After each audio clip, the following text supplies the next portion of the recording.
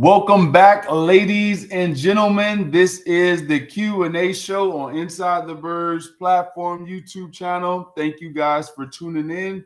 We want to say thank you to Adam and to Jeff and to everyone at Inside the Birds for making this possible. I'm your man, Jason Avant. I'm here with my main man co-host, Quintin Mikell Q. Say what's up to the people.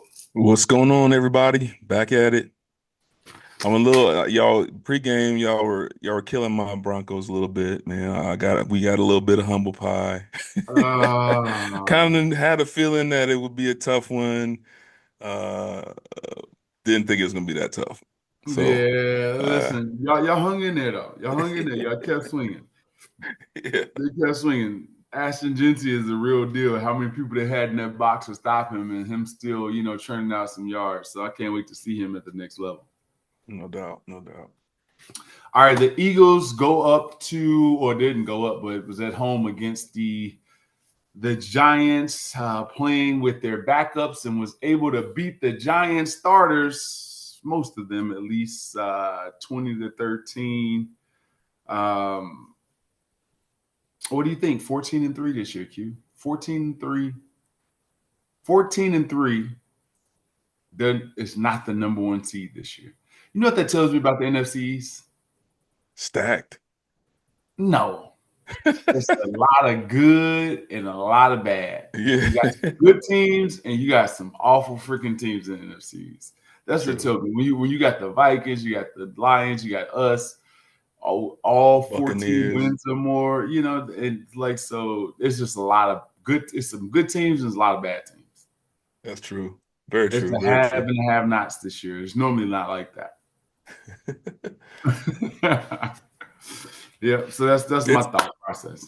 I agree. Yeah. I mean, I feel like the NFC teams as a whole, though, are just have been playing way more dominant. Like if you compare the top teams in the AFC versus the top teams, the top four in the NFC, I don't think it's even close. I mean, it's never really like that. Usually it's either more balanced or more slotted towards AFC. But even though it's a weak, like I think the halves in the NFC are way better than the halves in the AFC. But the have-nots in the NFC, or as you said, are just absolutely terrible. Yeah, yeah, Yeah, I agree. I can agree with that. I can agree with Yeah, that. no But doubt. the Lions looked like the real deal the other night. I Ooh, was watching the game. It was 10-9. Next thing I know, I went to go get some food out the refrigerator for all of 2 minutes. It's 31. I'm like, what just happened? bro, 31-9 in a blink of a second. it was crazy. I Aaron mean, Glenn, Aaron Glenn started dialing it up on them boys. it was like how you want it.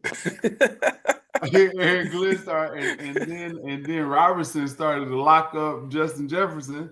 They got a history of going back to high school, chomping at the bit against each other. Yeah, man. Yeah, it The was. Vikings, I'd never seen Justin Jefferson look like he just looked like shocked. Like he didn't even know, like he had no answers for anything. Yeah, the guy was in his pocket, and he was 1-on-1 too a lot. Yeah. Yeah, That was a so lot of zero, a lot of one. I mean, yeah, you don't normally see it like that, but they got history. He got a whole, you know how it is. It's not like uh, it's a new guy, but I've been knowing this dude since he been in ninth grade. I know all of it, so it's different. It's a different thing. no doubt, no doubt. He Justin Jefferson to everybody else. He Peanut to you. You know.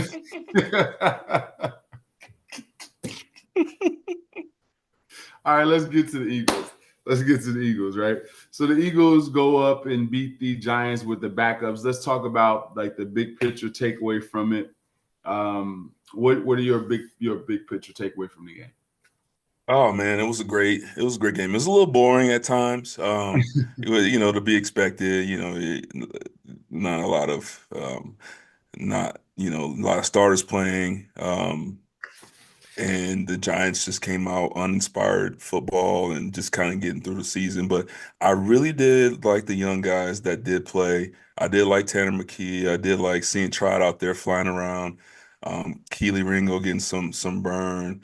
Will Shipley getting some burn. So it was actually a really cool thing because it was like it felt a little bit like a preseason Preseason game, game. but it felt like it was a little more important. You know what I mean? Like it Yeah. was cool to see these players that we saw in the preseason still with the team, and now you're seeing their kind of their growth. You're seeing them taking slow steps and moving and actually really helping this team. And it's kind of like a glimpse of what the future will hold for some of these players, which is really cool.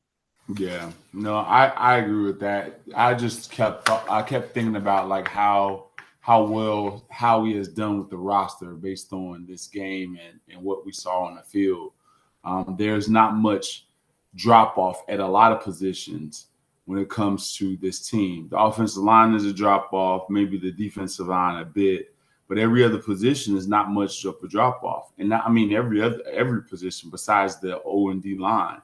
Linebackers come in and play well. The DBs come in and play well, or receivers too. The receiver does drop off, but tight end not so much. Running back too. But yeah, but there's still a lot of good talent and a lot of good depth at these positions. So that was my big picture takeaway. All right, you first up. All right, here Yeah, we all go. right. So I kind of mentioned it earlier, talking about Tanner McKee making his first start. How do you think he looked out there in his first start? And what do you think are some of his strengths and weaknesses after All watching right. him? So here's my thing that I like about him. He's 6'6", he 6'6", he can look over the line and see everything.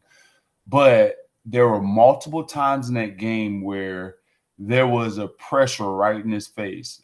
They brung one right off the left side. He was a free runner. It looked like that they called the wrong protection, and he didn't know that he was, or a guy came and he didn't know that he was hot at all.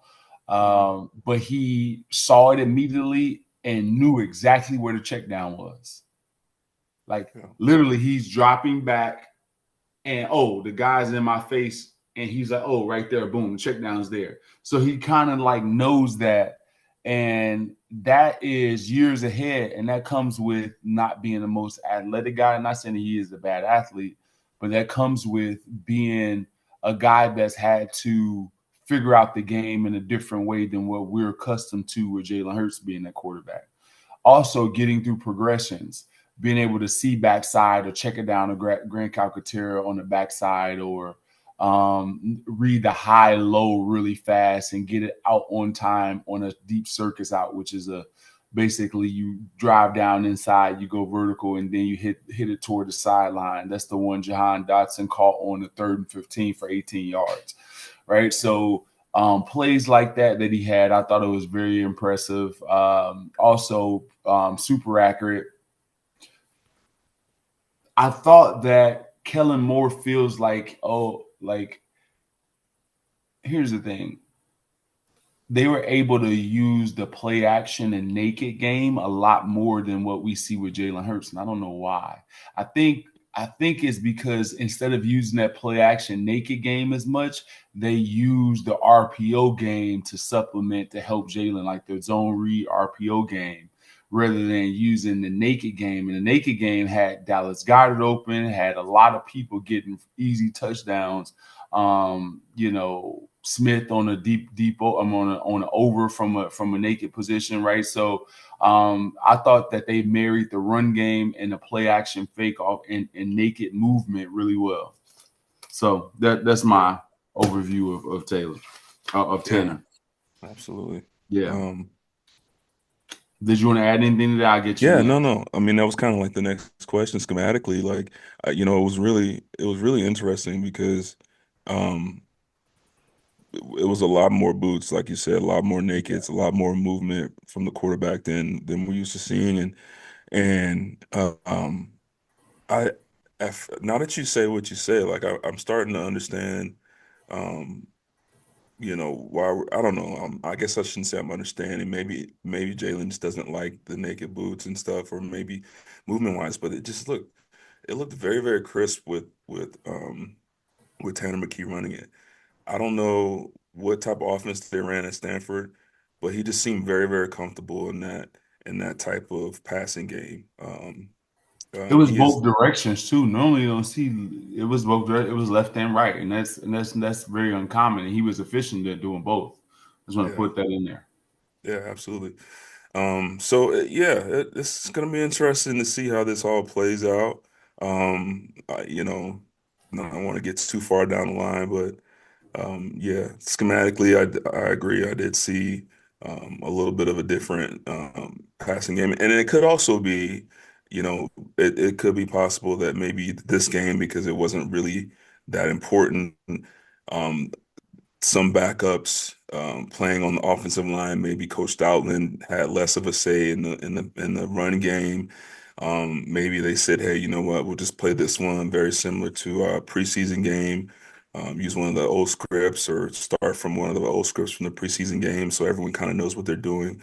Either way, man, it looked really crisp. It looked really tight. And I don't know if long term if it would be a good against a better team defensively, but I really liked it. I like the scheme. I like the play calls.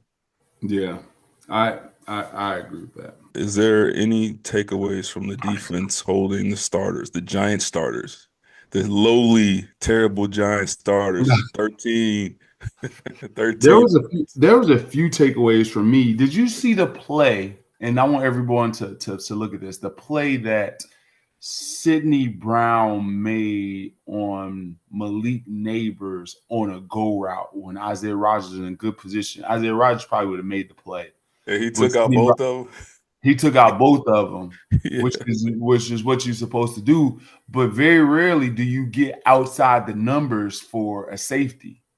So Yeah. that dude was hauling butt. And that's a great thing to have that much range from the free safety position and or anywhere in the secondary. Like that's a lot of speed to get on the field. So that play right there is like, oh, that looked like that, you know who that looked like, right? That looked like what was my man name from Seattle? Went to Um, Texas. uh, Earl, Yeah. I know exactly who you're talking about Earl too. Thomas. Earl Thomas, there you God, dog, that brain wasn't working. go. And, Oh man. so yeah, Earl Thomas, that's what he looked like. He looked like that fast, and that's a lot of speed to get there. So that was one of the most impressive plays. But I thought the Giants were kind of like packed it up a little bit. But again, Isaiah Rogers can ball. There's a lot of guys that are used to getting a lot of reps. So I thought they did really good against what the Giants put out there. The defensive line, Jordan Davis played. So yeah, they did a good job. What do you Yeah. think? No, yeah, I agree. And it's funny too when you brought the play with Brown, and I said the same thing. Him coming out of the middle. So a lot of people know, like usually if you're playing in the middle safety, they tell you like basically anything in or near the hash as a middle player, that's your territory.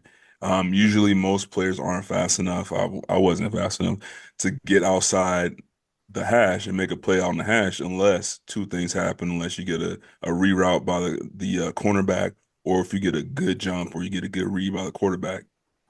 And that play just showed how much speed and tenacity he has and how much ability he has.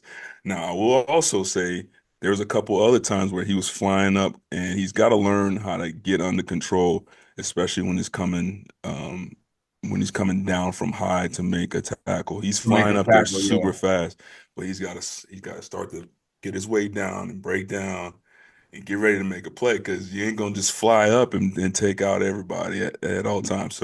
So I do like what I'm seeing from these young guys. Um, I think long term, He was a strong safety in college, so he had to come up, but it wasn't from depth like that.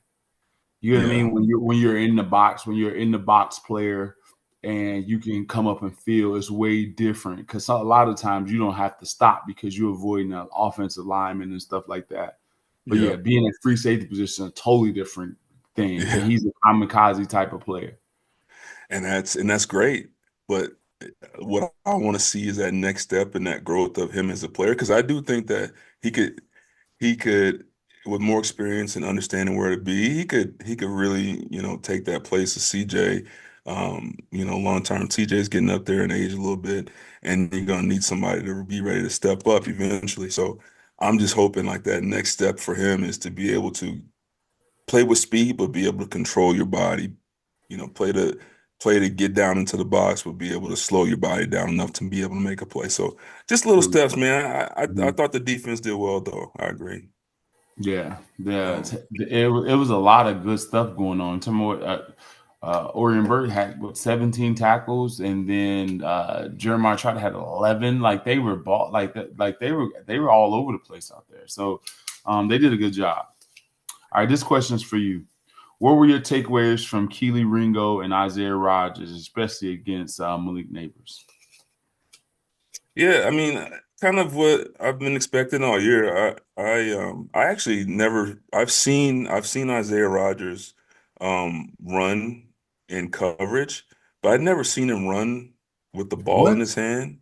I'd never seen No, when he got I was like, "Oh." oh no, Like I knew he he was passed fast, that. but with him when he had the ball in his hands, I don't know, for some reason he just looked like a whole like another speed with the ball in Yeah, his hand. I was like, "Oh, okay. This boy rolling." I knew he was no, fast. It just looked different when you got that's yeah. DRC's family member. Is he? I didn't know Yes, that. Rogers. The Rogers is DRC's family. They whole family fast. Ah, no, I get okay. All Yeah, right. and I he you didn't know know that. he took a few back for Indianapolis. That's how I know he was fast. He took a few back for Indianapolis. He just Okay, got an okay. opportunity because it's cold now, so you can't get it all in the end zone. Yeah. Yeah, Yeah, no doubt, yeah, man. he's moving. Yeah. But yeah, no, I mean, I thought they played well. I mean, again, it's hard to take much from a game like this when you're playing a team that's already, like you said, they're on the way to Cancun. They got their bags packed Yeah. and stuff. They ready to go. So it's tough to really get much out of this game. But I've been seeing Isaiah Rodgers and I've seen Keely. He's been taking steps all season, and he certainly has the talent. Both of them have the talent. They have the speed and athletic ability. And again, that's a testament to how this team was built.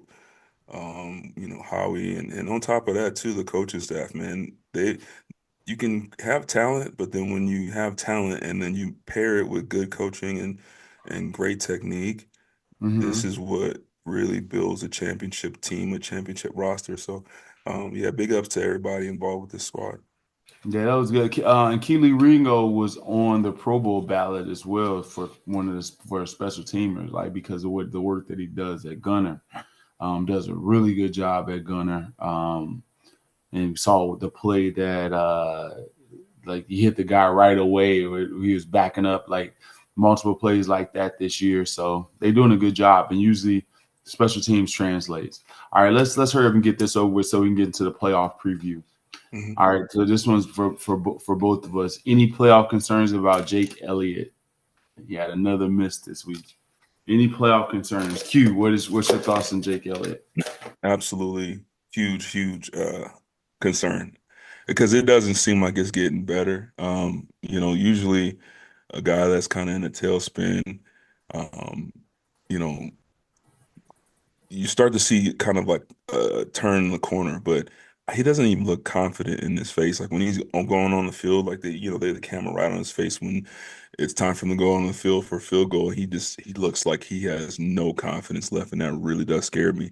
Especially going into the postseason, cold games, bad weather, not ideal situations for kickers. And so that does worry me. And I'm just hoping that whatever it is that's going on, bro, you gotta get this team is way too good for them to lose out on a championship situation over a field goal. So whatever you gotta do, bro, lock in.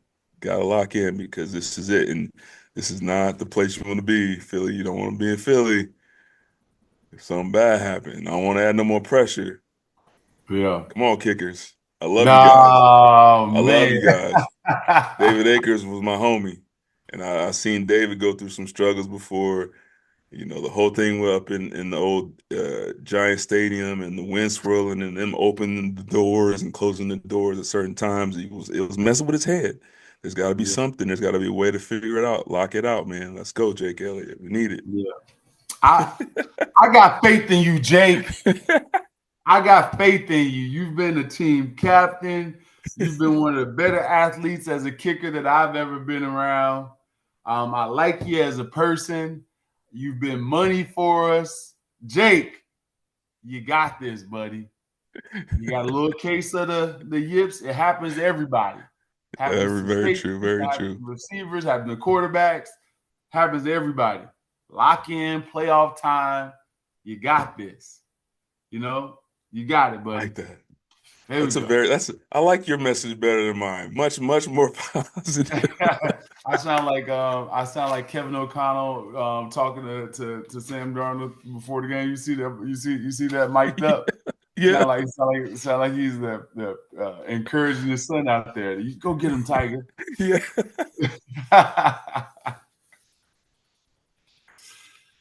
Thanks, Oh my Dad. gosh. Oh yeah, I remember that. Yeah, Dave Akers missed two field goals against the Packers in the playoffs. We ended up losing one of those years. Yeah. Yeah, Old but Dave. but don't worry about it. Don't worry about Dave Akers. You Yeah. got this. You Jake Elliott. Come on, Jake. You Let's go, got it. Jake. All right. Let's get it. Let's get into the playoffs, Q. Okay. Let's get into All the right. playoffs. Yeah. Mhm. Playoff preview. Playoffs? We're talking about playoffs? You bet we are. Get in on the action at DraftKings Sportsbook, an official sports betting partner of the NFL. Scoring touchdowns is the key to winning in the playoffs, and you can score big by betting on them at DraftKings, the number one place to bet touchdowns. Ready to place your first bet? Try betting on something simple, like a player to score 6. Go to the DraftKings Sportsbook app and make your pick. The lines are already up on DraftKings. The Eagles, 4.5-point favorites against the Packers. Lines and odds are subject to change. New DraftKings customers can bet $5 to $200 in bonus bets instantly. Download the DraftKings Sportsbook app and use the code BIRDSPREGAME. That's code BIRDSPREGAME, all one word, for new customers to get $200 in bonus bets instantly when you bet just $5. Only on DraftKings Sportsbook. The crown is yours. Gambling problem? Call 1-800-GAMBLER. In New York, call 877-8-HOPE-NY or text HOPE-NY 467369. In Connecticut, help is available for problem gambling. Call 888-789-7777 or visit ccpg.org. Please play responsibly. On behalf of Boot Hill Casino and Resort, 21 plus age and eligibility varies by jurisdiction. Void in Ontario. Bonus bets expire 168 hours after issuance. For additional terms and responsible gaming resources, ctkng.co/audio. So the Packers are coming to the link this week. The Packers are. It seems like we've played this team a lot over the Yeah, years. right? The Fred X 4th and 26, the game that Raleigh Cooper didn't knock the ball down in the back of the end zone in 2010. Yeah, so we've seen this team in multiple times. So here's the thing this year. Jordan Love left the game yesterday. Oh, yeah. Every report says that he'll be fine. He had some feeling in his hand, didn't have feeling in his hand, got hit in the elbow. They lost Jair Alexander, so he's not playing. Christian Watson, their 21-yard per catch guy, down the field deep threat, left with a non-contact football injury. He was just running the route, dropped down. Definitely probably not playing. That's never a good sign. Yeah, they said today ACL tear. Yeah, ACL tear. Right. So he's not playing. So you have a team that's pretty hobbled coming in to the link. And what do you think about it? Yeah. That's that really. I hate to say it that way. Because you always want to play the best of the best, but Mm-hmm. not having Christian Watson is huge because I remember it wasn't this year, but I believe it was last year, the year before. He absolutely killed Killed this us. team, this secondary. Remember he routed up the blanket ship that one time? Yeah. And so I'm glad. I don't want to say I'm glad he's That hurt, was but last year. I want to see him. Mm-hmm. But yeah, no, this is gonna be a tough test still, man. It's the playoffs, man, and you know, uh, these are times where teams they have players that step up and they make big plays. I think Jordan Love is still, judging. Hopefully, we'll see with the injury, what's up with his injury. But when he's 100% healthy, I think he's a phenomenal quarterback. I think LaFleur is one of the best young coaches in the Mm-hmm. league. Offensive line is good. I love their scheme on offense. Defensively, Alexander was a phenomenal. He's a phenomenal player, but I didn't know he was out. Is he out this? Yeah, he's out. He's out for Oh the dang. season. Yeah, Oh so yeah, you that's got right. Carrington, Valentine, and Keyshawn Nixon. Yeah, and Bullard. Yeah, and Yeah. Javon Bullard. And so, but anything can happen in the playoffs. So, and this is a type of game that I don't want to say it's a trap game, but you got a quarterback and Jalen's coming off not playing in 3 weeks. You got some guys bouncing up and down from the injury report. So I always just get nervous with these type of games, man. Just because anything can happen, man. Anything crazy can happen in these games. I Yeah. Okay. think on paper the Eagles should dominate, and I'm looking forward to it. But just gotta be smart. All right, that leads us into this first one, right? So, um, before you, oh, this is you, Q. Go ahead. Yeah. Yeah, so we were talking about this a couple weeks ago when we were trying to decide if we wanted the Packers or the Commanders. You said you wanted the Commanders instead of the Packers. Why do you feel that the Packers, do you feel that they're going to be a tougher opponent, or would you just rather just the Commanders? I think the Packers are a tougher opponent than the Commanders. The Commanders are Really? very predictable offensively. They're very predictable in a lot of manners. So when you look at the Packers have a bunch of guys offensively that they get the ball. Jordan Love, the one thing that he does really well is spread the ball around. Jaden Reed, 857 yards receiving. Kraft, their tight end, 700 yards receiving. Christian Watson, 600. Romeo Dobbs, 600. Wicks, for like Josh Jacobs, 350. Right. So you go down the line there, he spreads the ball out. He sees the field and he has that ability. If he's hot, he can play as good as anybody in the league. Now, he does throw the ball in harm's way because he has total trust in his arm, so we should be able to get our hand on the ball or two because he's going to put it in harm's way at time because he has 11 interceptions. But he has 25 touchdowns as well. So he's a guy that is a game changer at the quarterback position, and he throws the ball to everyone. So I always think that that's much tougher defensively than trying to key up one guy, Terry McLaurin. I think it's so much easier to stop Terry McLaurin than it is a quarterback that's going to spread the ball out to everyone. That's So fair. Yeah. that's offensively.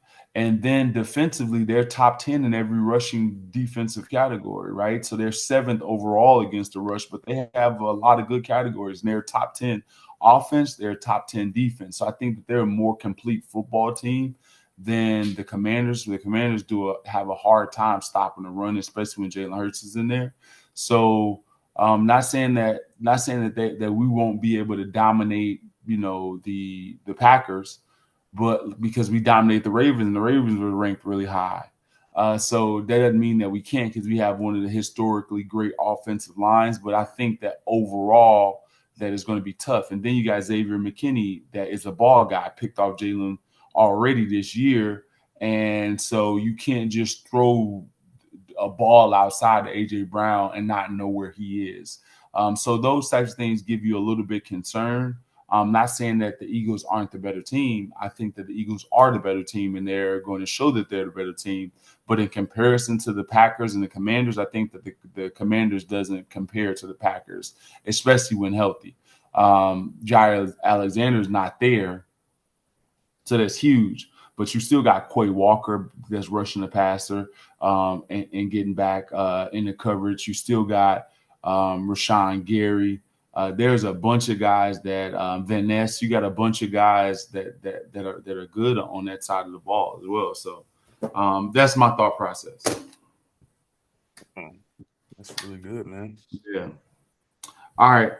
Any concerns for you, Q, about Jalen Hurts in the concussion and also just the layoff, like not playing in 3 weeks? Like, what's your thought process about Jalen Hurts and him having, some rust going into the playoffs? Yeah, that was really one of my bigger concerns a couple weeks ago. Remember when we were talking and I was saying, maybe play the starters for a first half. I mean, Goddard was out for the past 3 or 4 weeks, and he played. I believe he played the first half. He played, and I think that did well for him. I think it's good. I understand the worry of a potential injury. So, that part of it, I understand. I fully grasp that concept that if Jalen goes out there and something crazy happens, I get that. But at the same time, I am a little rusty of him going 3 or 4 weeks without taking a snap, only because it is the playoffs and there's so much that speeds up. As I know, the game speeds up so much when it comes to the playoffs. The schemes, they change up ever so slightly. There's just so much on the line, and it's such a finite, um, it's a finite situation if you lose a game. I just would have hoped to see him maybe just one drive in the last game, just to okay, get back in the flow of things. But I'm old school, man. I'm one of these old dudes, man. I'm constantly talking about the way in our day we used to do. Yeah. But it does worry me because it's not like he was. We say often on the show how we feel he can benefit from more running game, or he can benefit More from this, or he can benefit from that, or this or that. And I just feel like this is another potential situation to keep him kind of on time and keep him on point. And so I'm just a little nervous about that. Yes, I am. What about you? I would. I'm a little nervous, but here's the question. The question is that can a rusty Jalen Hurts, along with the offensive line and Saquon Barkley and a good defense, still be good enough to beat the Packers?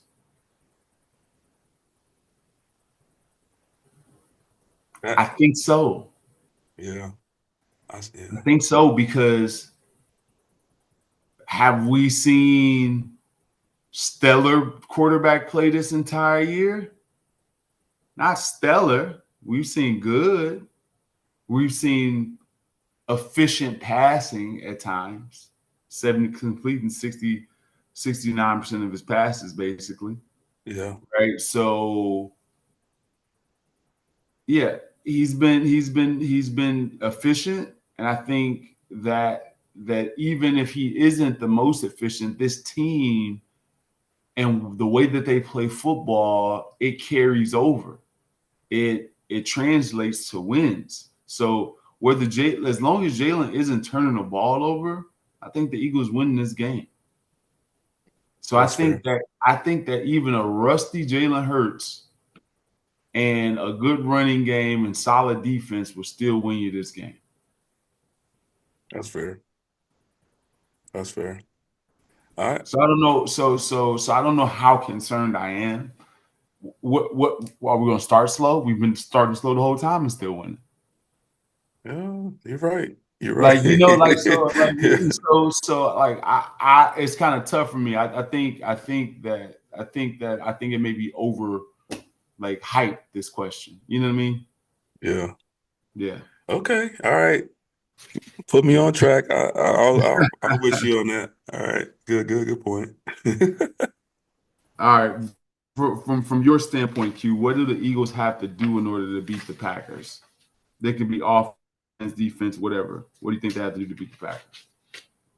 I think the main thing, first of all, talking about defense, I think they need to shut the run game down. Josh Jacobs, like you said earlier, is playing phenomenal football. Everything starts with the run game.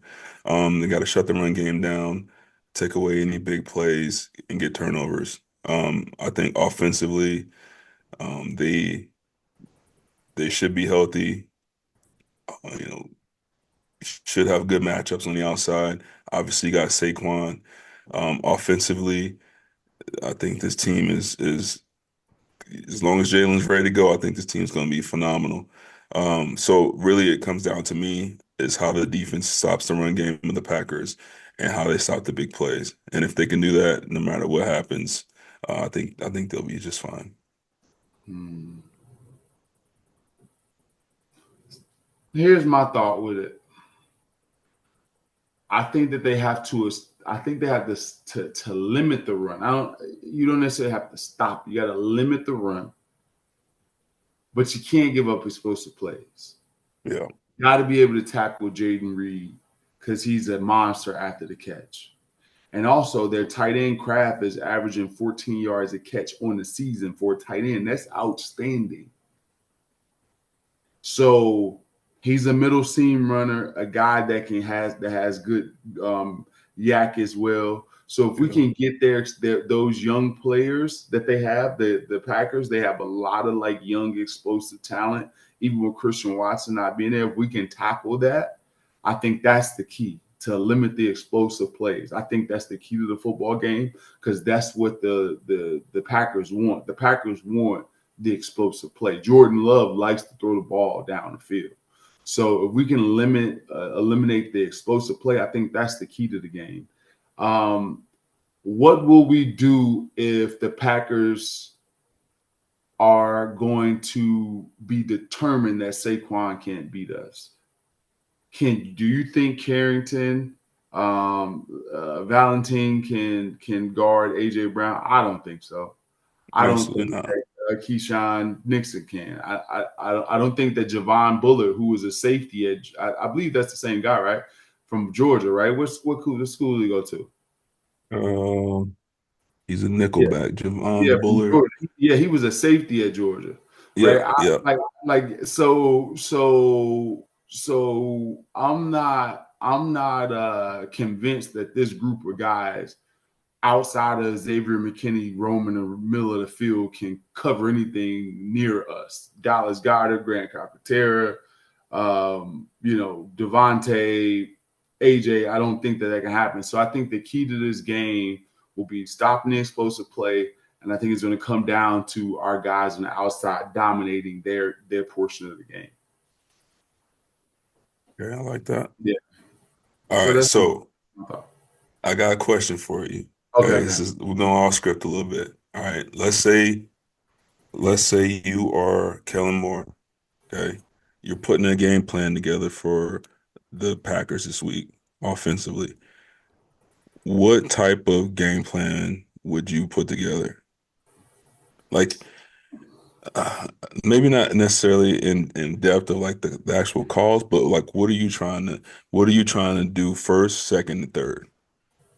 Well, so let's before we get into that, and I'm gonna get to it, is that Kellen Moore is being pursued by a lot of teams. That he's been Yeah. asked, down at the Saints and other teams for permission to interview him. So They hopefully got to change those rules, man. They he got to can. change those rules. Yeah, but they're asking permission. They're not allowed to interview anybody until the 14th, but to the Okay. 14th of January. That's right. That's right. You're right. Yeah. Yeah, but the team can grant them permission.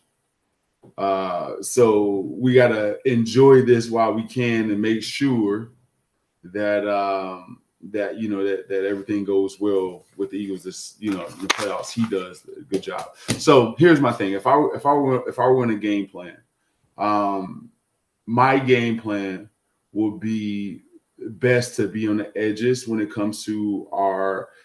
I don't know if you remember where we had the where we start tossing the ball, getting to the edges outside. That's what you want. You want to be able to get outside against Van Ness and Rashawn Gary, get that ball out, stay away from big Kenny Clark in the middle. So you want to stay away from that dude. That dude has been around a long time, kicking butt. Yeah.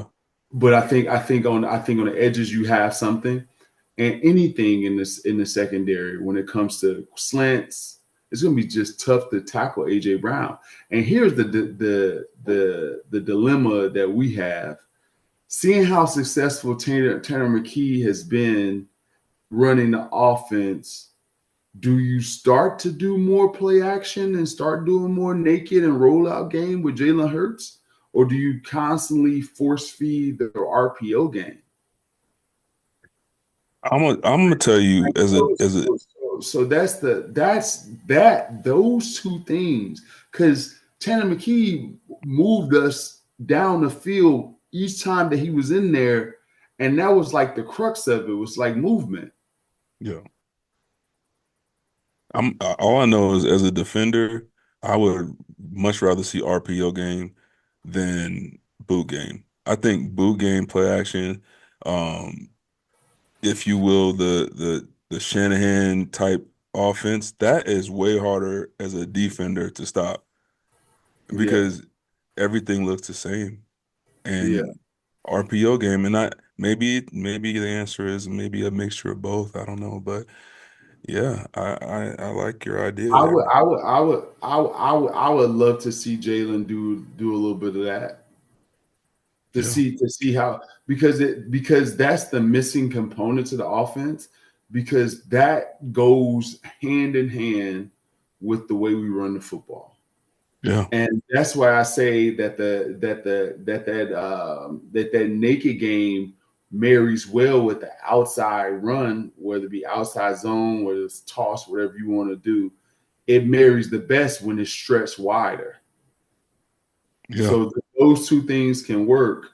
We're in good. So that's my thought process. Well, before I don't want to keep belaboring this, but is it weird though? We didn't see it with Kenny Pickett as much either.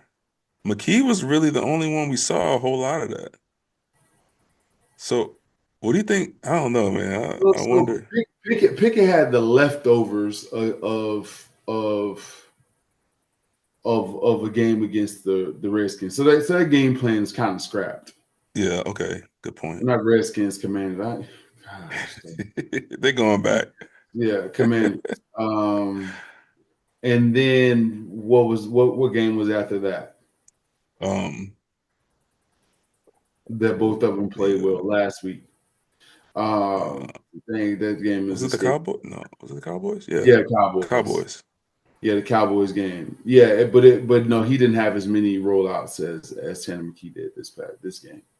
That must be something that they did really well at Stanford.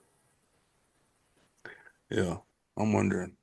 Well, Shaw, I think I saw he said Shaw was his head coach, and I know that's big of Shaw's scheme from Harbaugh days. Yeah, it's whatever we do, it needs to be in the game plan, and I think it helps. I think it helps out, and I think it's going to replace some of that RPO, illegal man down the field that we so accustomed to getting.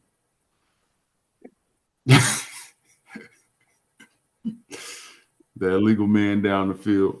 So, I'm just excited for the playoffs, man. Let's get to the playoffs. It's finally here. We get a chance to see what our team is made of. Can they compete with the Detroit Lions? Can they compete with the Minnesota Vikings? Can they compete with the Packers? Can they exercise the demons of Todd Bowles? We're going to see in these playoffs here. I'm excited.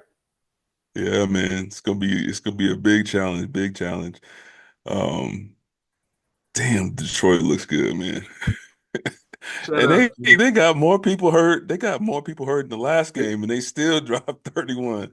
And it's still, you know what it is, and me and Jeff were talking about this before you got on, is that they can play a game on offense that no other team can play.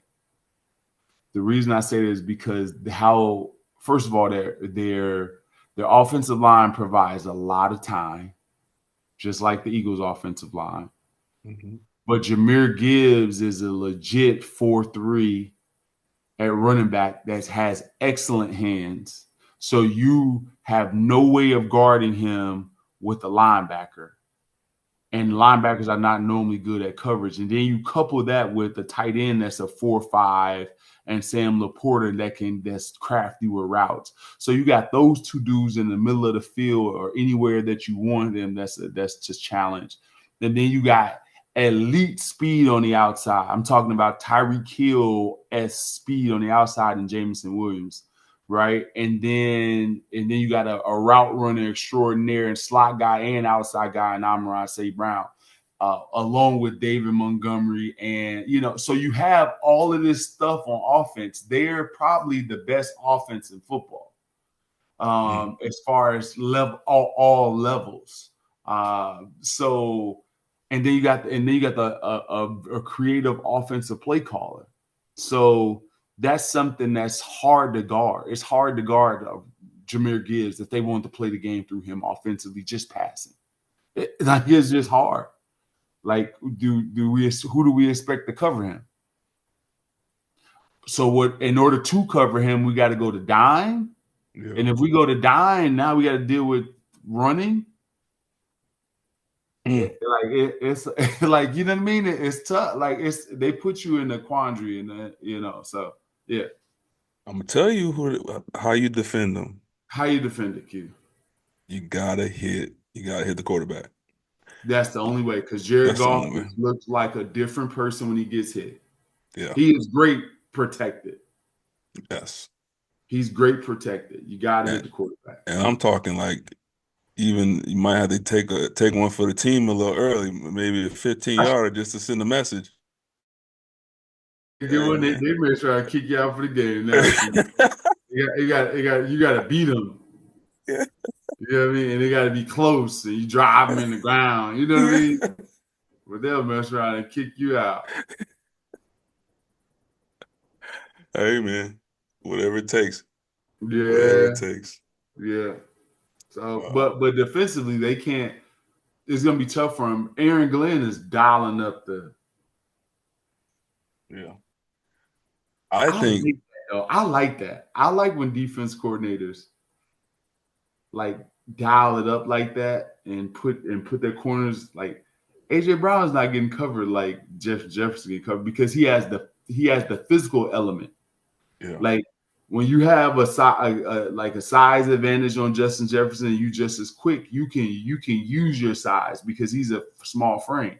You don't have a DB, a cornerback in this league that's stronger than AJ Brown. Yeah. So that right there is a catch in 60. That's real. So that's the way. This is one thing that really ticked me off. Like, I do agree with you. I love Aaron Glenn's play calling. That D line was getting after it. I love the stunts. He was playing straight zero. He was playing man, 2-man. He was changing up a lot of man. I didn't see one crossing route. I didn't see one hot route coming from the Vikings. Like, everything was like 10, 12 yards down the field. I thought that they did, but it's hard to, like, when people are zero blitzing you, the thing that's hard to do is crossing routes. It's hard. It's hard. The reason I say it's hard because those guys are off, and even if you hit the crossing route, one of the guys is going to see it. You see how they were playing zero and press. I know.